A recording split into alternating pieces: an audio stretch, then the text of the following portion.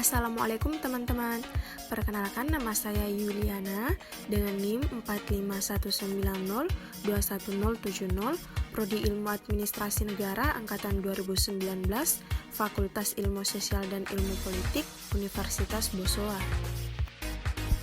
Di sini saya akan menerangkan beberapa poin-poin penting dalam mata kuliah kepemimpinan. Dan yang ingin saya jelaskan yaitu apa itu kepemimpinan dan bagaimana contoh kasus kepemimpinan. Mungkin banyak dari teman-teman sekalian yang sudah mengerti atau sudah mengetahui apa itu arti kepemimpinan. Nah, kepemimpinan itu adalah proses memengaruhi atau memberi contoh oleh pemimpin kepada pengikutnya dalam upaya mencapai tujuan organisasi. Ada juga beberapa pandangan menurut para ahli tentang definisi kepemimpinan. Yang pertama itu ada Wahyo Sumidjo, yang kedua Mujono, yang ketiga Sondang P. Siagian, dan yang keempat Fidler. Berikut penjelasannya. Kepemimpinan menurut Wahyo Sumidjo. Kepemimpinan pada hakikatnya adalah suatu hal yang melekat pada seseorang pemimpin yang memiliki sifat tertentu, seperti kepribadian, kemampuan, dan kesanggupan. Kepemimpinan dapat dikategorikan juga sebagai rangkaian kegiatan pemimpin yang tidak dapat dipisahkan dengan kedudukan serta gaya atau perilaku pemimpin itu sendiri. Yang kedua, kepemimpinan menurut Mujono. Kepemimpinan merupakan pengaruh satu arah karena pemimpin bisa saja memiliki kualitas-kualitas tertentu yang membedakan dirinya dengan pengikutnya. Yang ketiga, kepemimpinan menurut Sondang P. Siagian. Kepemimpinan dapat diartikan sebagai kemampuan seseorang dalam menjabat suatu posisi sebagai pimpinan organisasi atau perusahaan tertentu dalam mempengaruhi orang lain, khususnya bawahan atau tim kerja lainnya demi tercapainya tujuan dengan mudah. Dan yang terakhir, kepemimpinan menurut Fidler. Kepemimpinan merupakan pola hubungan antara individu-individu yang menggunakan wewenang dan pengaruhnya terhadap kelompok agar bekerja sama demi mencapai tujuan organisasi. Selanjutnya saya akan membahas tentang tugas kepemimpinan. Mungkin beberapa dari teman-teman kalian bertanya tentang bagaimana tugas kepemimpinan tersebut. Nah, tugas kepemimpinan pada dasarnya meliputi dua bidang utama, yaitu pencapaian tujuan birokrasi dan kekompakan yang dipimpinnya. Tugas yang berhubungan dengan kekompakan disebut relationship function. Keting mengatakan bahwa tugas kepemimpinan yang berhubungan dengan kelompok yaitu yang pertama ada memulai, yaitu usaha agar ke kelompok memulai kegiatan atau gerakan tertentu. Yang kedua mengatur, yaitu tindakan untuk mengatur arah langkah kegiatan kelompok. Yang ketiga memberitahu, yaitu kegiatan memberi informasi data, fakta, pendapat yang diperlukan. Yang keempat mendukung, yaitu usaha untuk menerima gagasan, pendapat, usul dari bawah dan menyempurnakan dengan menambah atau mengurangi untuk digunakan dalam rangka penyelesaian tugas bersama. Yang kelima menilai, yaitu tindakan untuk menguji gagasan yang muncul atau cara kerja yang diambil dengan menunjukkan konsekuensi-konsekuensinya dan untung ruginya. Dan yang terakhir menyimpulkan, yaitu kegiatan untuk mengumpulkan dan merumuskan gagasan, pendapat dan usul muncul, menyingkat lalu menyimpulkannya sebagai landasan untuk memikirkan lebih lanjut. Selanjutnya ada jenis-jenis kepemimpinan. Sepanjang perjalanan sejarah manusia, selalu ditemui adanya pemimpin-pemimpin dalam berbagai bidang kegiatan yang pada dasarnya dapat digolongkan menjadi 4 jenis kepemimpinan menurut Poniman. Yang pertama ada kepemimpinan di bidang rohaniah, yang kedua kepemimpinan di bidang politik, yang ketiga kepemimpinan di bidang militer, dan yang keempat kepemimpinan di bidang manajerial. Nah, teman-teman, kepemimpinan ini memiliki fungsi. Yang pertama ada fungsi instruktif. Fungsi instruktif yang berasal dari kata dasar instrukti sehingga bersifat perintah. Maksudnya, suatu perintah kepada seseorang atau anggota kelompok dengan jelas sehingga orang yang diperintah melaksanakan tugasnya dengan baik. Fungsi instruktif ini menempatkan pemimpin sebagai pengambil keputusan dan pemberi tugas kepada anggotanya, sementara para anggotanya bertugas untuk menjalankan semua instruksi yang dikatakan pemimpinnya. Yang kedua ada fungsi konsultatif. Fungsi konsultatif yang sifatnya dua arah.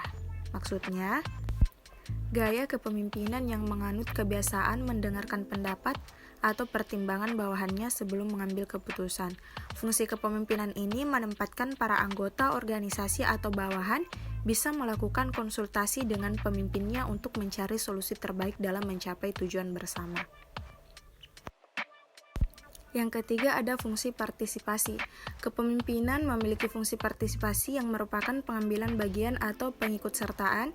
Menurut Kate Davis, partisipasi ada suatu keterlibatan mental dan emosi seseorang dalam mencapai sebuah tujuan bersama dan turut bertanggung jawab di dalamnya. Sebenarnya, partisipasi adalah suatu bentuk demokrasi di mana orang-orang diikutsertakan dalam suatu perencanaan dan pelaksanaan serta memiliki tanggung jawab sesuai dengan kompetensi dan kewajibannya. Yang keempat ada fungsi delegasi. Kepemimpinan memiliki fungsi delegasi yakni memiliki arti perwakilan atau utusan dengan proses penunjukan secara langsung maupun musyawarah. Penunjukan ini bertujuan untuk mengurus seseorang menjadi salah satu perwakilan suatu kelompok atau lembaga. Dalam kepemimpinan yang memiliki fungsi delegasi ini, pemimpin untuk mendelegasikan suatu wewenang kepada orang lain atau anggotanya yang memang sesuai dengan tugas tersebut. Dan yang kelima ada fungsi pengendalian. Kepemimpinan juga memiliki fungsi pengendalian pada anggotanya yang merupakan suatu proses pengaturan berbagai faktor dalam suatu organisasi atau perusahaan supaya pelaksanaannya sesuai dengan perencanaannya. Fungsi pengendalian dalam kepemimpinan ini artinya pemimpin mampu untuk mengendalikan semua aktivitas atau pekerjaan anggotanya supaya mereka mengerjakan dan menyelesaikan tugasnya secara efektif guna mencapai tujuan dan tidak keluar dari aturan yang telah ditetapkan. Selanjutnya ada sifat-sifat kepemimpinan. Menurut pandangan traits theory atau teori sifat kepemimpinan yang memandang pentingnya sifat manusia dalam kepemimpinan, maka sifat-sifat kepemimpinan yang harus diimplementasikan sebagai berikut. Yang pertama ada integritas atau integrity. Menurut John C. Maxwell dalam bukunya Mengembangkan Kepemimpinan di dalam Diri Anda meletakkan integritas sebagai faktor kepemimpinan yang paling penting. Integritas meneguhkan adanya konsistensi antara apa yang kita katakan dengan apa yang kita perbuat. Integritas sepintas terlihat sepele, namun kegagalan para pejabat pemerintah dan negara dalam menjalankan roda organisasi atau instansi karena kurangnya integritas yang berujung pada KKN meskipun pimpinannya cakap dalam berpolitik dan bernegara. Yang kedua ada pengetahuan atau cognizant. Pemimpin harus memiliki pengetahuan tentang tujuan, asas organisasi yang dipimpinnya, serta cara-cara untuk menjalankannya secara efisien, serta mampu memberikan keyakinan kepada seseorang yang dipimpin dalam mencapai tujuan-tujuan organisasi yang telah ditetapkan. Sebagai pemimpin, seseorang harus berperan mendorong anggotanya untuk beraktivitas sambil memberi sugesti dan semangat agar tujuan dapat tercapai. Yang ketiga ada keberanian atau courage. Keberanian sejati adalah kebajikan tertinggi. Sebagaimana diungkapkan oleh Sir Winston Churchill, keberanian adalah karakter utama dari seseorang pemimpin sejati. Hal itu dicerminkan dan terlihat dalam perkataan, perbuatan, dan tindakan seseorang pemimpin. Keberanian ditunjukkan oleh seseorang pemimpin setelah melakukan analisis atau suatu situasi dan mengambil keputusan berdasarkan analisis tersebut. Setelah itu, barulah seseorang pemimpin melaksanakan dengan sepenuh hati keputusan yang telah dibuatnya, apapun risiko yang harus dihadapinya. Yang keempat ada inisiatif atau initiatif. Mengimplementasikan sifat inisiatif atau ide untuk menggerakkan, pemimpin harus mempunyai kemampuan melihat apa yang seharusnya dikerjakan, kemampuan menghadapi situasi tanpa adanya sarana atau alat-alat ataupun cara-cara yang bisa dipakai. Dengan demikian, mereka yang dipimpin benar-benar merasakan bahwa sifat kepemimpinan hadir dalam diri pemimpinnya, yaitu pemimpin yang telah menjadi penggerak bagi mereka. Yang kelima ada kebijaksanaan atau kebajikan menurut Wisdom. Kebijakan menurut Wisdom atau disebut pula sebagai kebajikan merupakan kearifan seseorang pemimpin dalam memutuskan suatu sehingga keputusannya adil dan bijaksana. Adalah penting untuk mengimplementasikan sifat kebijaksanaan dalam kepemimpinan karena berdampak pada hubungan-hubungan maupun pengaruh dalam sebuah organisasi yang dipimpin. Kebijaksanaan menjadi suri teladan bagi bawahan dan orang lainnya. Pemimpin yang bijaksana akan dihormati oleh bawahan bukan karena jabatan jabatan atau kedudukannya, melainkan karena kualitas kepemimpinannya. Yang keenam ada keadilan. Bagaikan bentangan layar, sifat dan sikap adil seseorang pemimpin akan menggerakkan seluruh potensi kapal kepemimpinan seseorang menuju arah yang diinginkan. Tanpa berlaku adil, kapal kepemimpinan hanya terombang-ambing di samudra masalah yang begitu luas. Tujuan organisasi akan sulit tercapai karena seseorang pemimpin yang tidak adil tidak akan dapat menjadi panutan dan arahan serta perintah-perintahnya tidak akan dilaksanakan oleh anggota atau organisasi. Padahal lingkungan internal maupun eksternal organisasi seringkali menghadirkan masalah yang sangat kompleks. Yang ketujuh ada kepercayaan atau trust. Kepercayaan merupakan landasan kepemimpinan. Kepercayaan orang adalah hal yang sangat penting dan merupakan suatu modal dasar bagi seseorang pemimpin. Kepercayaan orang terletak pada karakter dan karakter adalah modal sang pemimpin. Jenderal H. Norman Schwarzkopf menekankan pentingnya karakter, mengungkapkan bahwa kepemimpinan adalah kombinasi antara strategi dan karakter, namun jika Anda harus kehilangan salah satunya, lebih baik Anda tidak punya strategi. Mengapa? Setiap karakter memungkinkan terciptanya kepercayaan, dan kepercayaan memungkinkan terciptanya kepemimpinan. Yang kedelapan ada sikap. Setiap pemimpin perlu menciptakan kesan-kesan yang baik dalam kelakuan, pembawaan dan tingkah laku pribadi pada setiap saat sehingga berpengaruh terhadap anak buah atau bawahan. Bahasa merupakan ukuran untuk menilai seseorang pemimpin. Dengan bahasa dapat juga digunakan untuk menanamkan pengaruh terhadap bawahan. Untuk itu hendaknya berbicara dengan jelas dan sederhana dengan kalimat yang jelas, positif dan langsung. Yang kesembilan, tidak mementingkan diri sendiri atau altruis.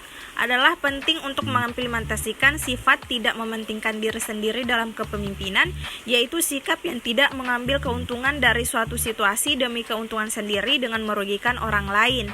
Dan yang terakhir ada sifat pendukung kemampuan memutuskan, tahan menderita, kegembiraan, loyalitas, serta kemampuan untuk mempertimbangkan.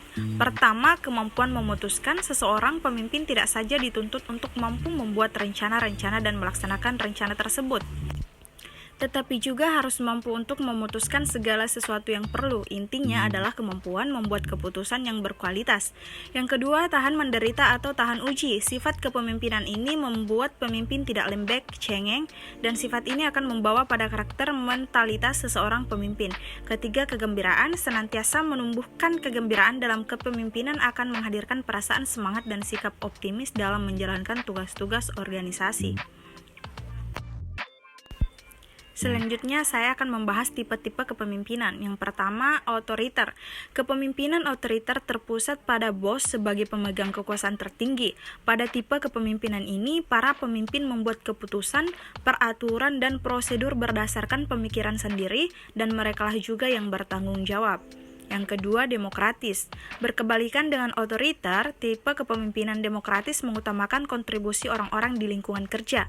Pemimpin kemudian menentukan keputusan akhir, tapi ia akan mendelegasikan wewenangnya kepada orang lain. Yang ketiga, delegatif. Para pemimpin yang menerapkan tipe kepemimpinan delegatif ini memberikan wewenang bagi anggotanya untuk mengambil keputusan. Tipe kepemimpinan ini sangat berguna bila dijalankan oleh orang-orang berpengalaman. Yang keempat, transformasional.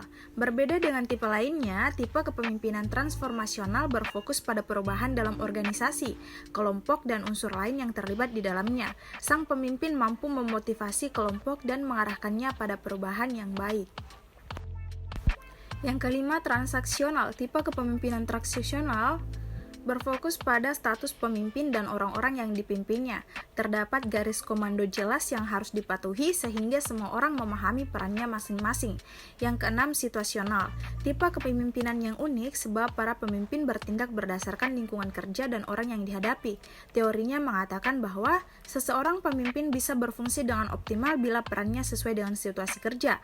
Para pemimpin yang menerapkan tipe kepemimpinan delegatif ini memberikan wewenang bagi anggotanya untuk mengambil keputusan. Tipe kepemimpinan ini sangat berguna bila dijalankan oleh orang-orang berpengalaman. Yang ketujuh ada karismatik. Tipe kepemimpinan karismatik, pemimpinnya adalah para sosok yang memiliki kepribadian kuat. Ini merupakan sumber kekuatan yang membuat banyak orang menghargai nilai yang mereka anut. Yang kedelapan, melayani atau servant leadership. Tipe kepemimpinan ini merupakan para pemimpin yang tak sungkan melayani dan terpercaya bahwa ketika anggota tim merasa terpenuhi secara pribadi dan profesional, maka mereka akan mampu menghasilkan pekerjaan yang hebat bagi perusahaan. Yang kesembilan, birokrasi. Pemimpin dengan tipe birokrasi mengharapkan anggota tim untuk mengikuti arahan dan prosedur yang tepat, sesuai yang sudah ditulis. Tipe kepemimpinan ini fokus pada tugas dalam hierarki dan mana setiap karyawan sudah memiliki daftar tanggung jawab masing-masing. Dan yang terakhir ada visioner. Tipe kepemimpinan ini biasanya memiliki visi dan misi yang jelas dengan berinovasi dalam rangka mencapai target yang ditentukan. Tipe ini juga memberikan kepercayaan penuh kepada anggota timnya untuk berkembang. Dengan kepemimpinan ini, anggota tim dapat berkembang secara cepat dengan belajar dari pengalaman sebelumnya dan menemukan solusi secara mandiri. Dan yang terakhir, teman-teman, saya ingin memberitahukan kepada kalian atau ingin menyampaikan kepada kalian salah satu contoh kasus kepemimpinan di bidang sekolah, yaitu seorang kepala sekolah unggulan di kota besar. Sekolah yang dipimpinnya ini sangat progresif. Animo masyarakat sangat besar untuk memasukkan anaknya ke sekolah tersebut.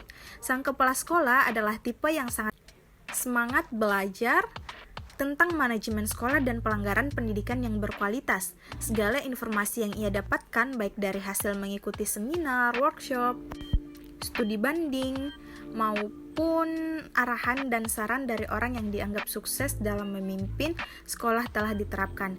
Namun, ketika melakukan evaluasi terhadap kinerja sekolahnya, ia mendapatkan informasi bahwa guru-guru merasa beban kerjanya terlalu berat dikarenakan kebijakan yang dibuat oleh manajemen. Sang kepala sekolah pun merasa terkejut akan kenyataan ini dan perlu mendapatkan saran dan masukan. Nah, teman-teman, itulah salah satu contoh kasus kepemimpinan yang bisa saya sampaikan kepada kalian, dan semoga semua materi yang telah saya sampaikan kepada kalian ini bisa kalian mengerti dan ada salah satu yang timbul dalam diri kalian. Semangat belajar dan terus berproses. Terima kasih.